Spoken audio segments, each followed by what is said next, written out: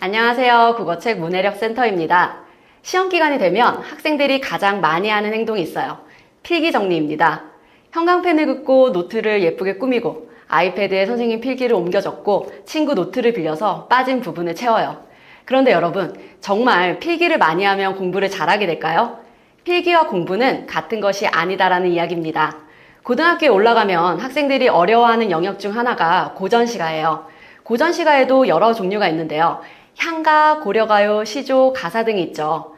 마치 오늘날 K-팝의 발라드, 힙합, 트로트, 아이돌 음악이 있는 것처럼 말이에요. 그 중에 고려가요라는 갈래가 있어요. 이름 그대로 고려시대 사람들이 부르던 대중가요입니다. 그런데 고려가요에는 재미있는 특징이 있는데요. 그건 의미 없는 후렴구가 자주 등장한다는 것입니다. 얄리얄리 얄라성 얄라리 얄라. 이런 부분 들어본 적 있죠? 왜 이런 후렴구가 들어갔을까요? 그 당시에는 아직 한글이 없었습니다. 글을 읽고 쓰는 사람이 많지 않았고 대부분의 사람들은 노트에 기록할 수도 없었어요. 그렇다면 노래를 어떻게 기억했을까요? 외웠습니다. 입에서 입으로 전해졌어요. 몇백 년 동안 사람들의 기억 속에서 살아남은 것입니다. 그래서 암기하기 쉽도록 반복되는 후렴구가 들어간 거예요. 생각해보면 놀라운 일이에요. 필기도 없고 태블릿도 없고 프린터도 없었는데 사람들은 노래를 기억했습니다. 이렇게 기억할 수 있었던 이유는 기억하려고 노력했기 때문이죠. 그런데 오늘날 학생들은 어떨까요? 너무 좋은 도구들이 많아요. 노트도 있고 태블릿도 있고 필기 앱도 있습니다. 아이패드 하나만 있어도 모든 교과서를 저장할 수 있죠. 물론 이런 도구들은 매우 유용해서 효율적으로 사용하는 학생들에게는 최고의 학습 도구가 되기도 합니다. 문제는 도구가 공부를 대신한다고 착각하는 경우에서 나타나요. 필기를 하는 것과 공부하는 건 다른데 공부를 하지 않으면서 필기만 하는 학생들이 생각보다 많습니다. 수업 시간에 선생님이 설명하는 내용은 듣지 않고 칠판 내용을 그대로 옮겨 적습니다. 친구 필기를 사진 찍어서 다시 정리해요. 교과서 내용을 그대로 태블릿에 옮겨 적습니다. 그리고 집에 가서 뿌듯해하죠. 아, 오늘 공부 정말 많이 했다. 하지만 정말 공부를 한 걸까요? 생각해보면 우리의 집중력은 무한하지 않아요. 수업 시간에 눈으로 보고, 귀로 듣고, 손으로 적고, 머리로 이해하는 일을 동시에 해야 합니다. 그런데 필기에만 몰두하면 어떤 일이 생길까요? 정작 중요한 선생님의 설명을 놓칩니다. 교과서에 있는 내용은 다시 볼 수 있어요. 칠판 사진도 찍을 수 있습니다. 하지만 선생님의 설명은 다시 들을 수 없습니다. 책에는 없는 내용이기 때문이죠. 그래서 수업 시간에는 무조건 많이 적는 것이 중요한 것이 아닙니다. 중요한 것은 이해입니다. 필기는 공부의 목적이 아니라 기억을 돕는 도구로 활용해야 해요. 예를 들어 선생님이 설명하는 내용을 듣다가 이해가 안 되는 부분이 생겼다면 적어두는 것입니다.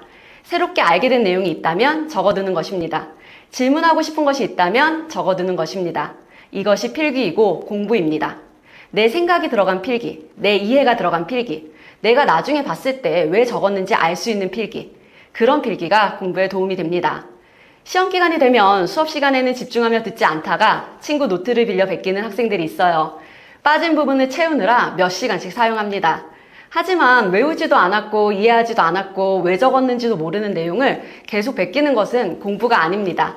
그것은 단순 노동에 가까워요. 시간도 들고 체력도 들고 집중력도 소모됩니다. 그 시간에 한 번 더 읽고 한 번 더 이해하고 한 번 더 암기하는 것이 훨씬 효율적입니다. 다시 고려가요 이야기로 돌아가 보면 고려시대 사람들은 필기를 할 수 없었습니다. 그래서 외웠습니다.